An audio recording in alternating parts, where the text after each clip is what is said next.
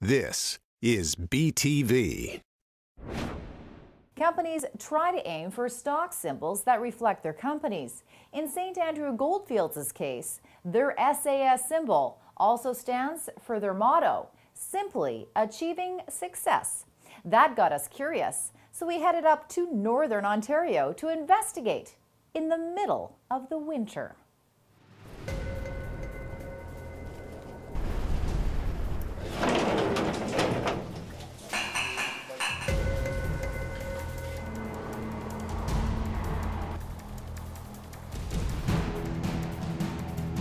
St Andrew Goldfields is no Johnny-come-lately. This venerable Canadian gold mining and exploration company is celebrating 30 years in the business. Today, there's a new management team and a new motto, SAS, simply achieving success. We've been developing the company with a step approach, starting one mine, stabilizing, starting a second mine, stabilizing.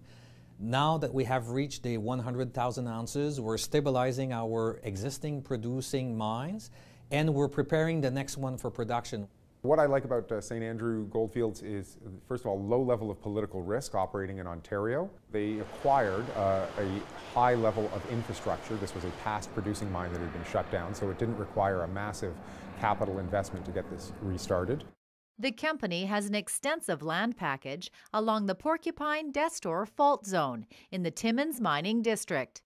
That's on the Abitibi Greenstone Belt, one of the world's best locations for gold mining.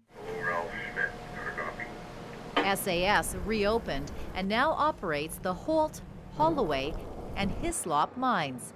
They're on target for gold production this year of approximately 100,000 ounces. That kind of success doesn't always come easy. The timeline for St Andrews to be successful certainly was fairly aggressive. Really the biggest challenge for us, obviously after we got the initial capital set, was to get the people. And we've been quite successful actually in getting a great mix of people. I think that we really seem to be able to attract people that have a good attitude and they genuinely want to work here. So I think that that's been our success up to now. Analysts appreciate both the project and its people. I quite like the operating team led by Jacques Perron. I think they're very strong. He has a very good track record of operations.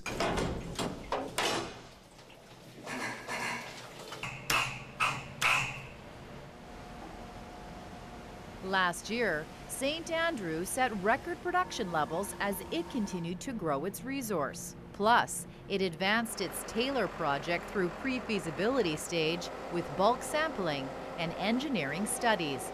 All this while maintaining capacity at the 3,000 ton per day processing plant and reducing overall production costs. So when you look at reducing cash costs, increasing production, opening new mines, it's quite a feat for a small junior company. Essentially, St Andrew entered the year with a $1,000 cash cost and left it somewhere below $900. So they've really improved their operations. And in fact, in Q4, we saw record production as well.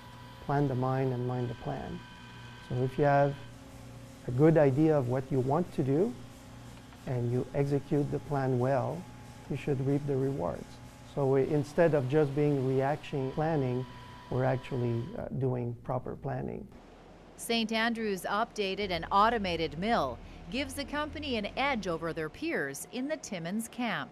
A very strong position to go after other deposits within the camp, many of which are known but have languished. There's quite a rich territory around their mill complex for them to hunt in and to find additional projects to bring to the mill. SAS is doing just that, continuing to expand their current resource and advancing exploration on this 120-kilometer-long package. St Andrew Goldfields has over 1,600 mineral claims, and yes, we're one of the largest mineral claims holders in that area. Using an extensive geological database, SAS targets exploration at numerous sites, focusing on those closest to existing mines. In 2013, we're budgeted to drill 62,000 meters. We're looking for mineral resources, which can very quickly be upgraded by the mine geos and the mine planners to mineral reserves and put into the mining plan. Second priority would be looking for additional exploration targets on some of our outlying properties which aren't in production. And then we're looking at more generative or regional exploration targets on our properties.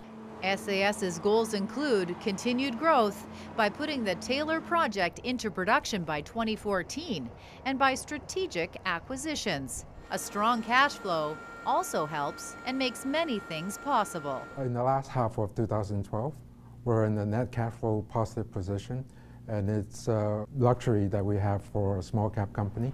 We're able to generate $15 million of cash flow on a net basis for the whole year of 2012. So it's a good position to be. When I first started with St Andrew Goldfields, the company is a small little company, less than 100 people. And now we've got almost 350 people, not including contractors. So the company has expanded over the last 7 years. At the current gold price, it's a good spot to be. For shareholders, cash flow reduces the risk of dilution, and SAS is confident it will continue to grow. Now that we have reached this level, we're going to start to look at strategies and plans to double our production over the next 3 to 5 years. They seem to have hit their stride and are delivering now, and from my perspective, the shares are relatively inexpensive today. Keeping it simple isn't always the easy way, but for St Andrew Goldfields, it's the only way. For us, what's important is the people that we have. So we want to recruit the best talent, we want to retain the best talent, we want to take care of them, we want to give them challenges so they're motivated to stay with the company and they like what's happening. And we like to say at St Andrew, we simply achieve success. And we like that because we keep things simple. For us, one important aspect of our business is to be safe, to take care of people, to have fun, but also be simple in what we want to do. Don't make it too complicated. Make sure we have simple steps and build a company step by step over time. Recently, St Andrew Goldfields published fourth quarter results that show $17.5 million in net cash flow. You can follow their progress on the TSX under the symbol SAS.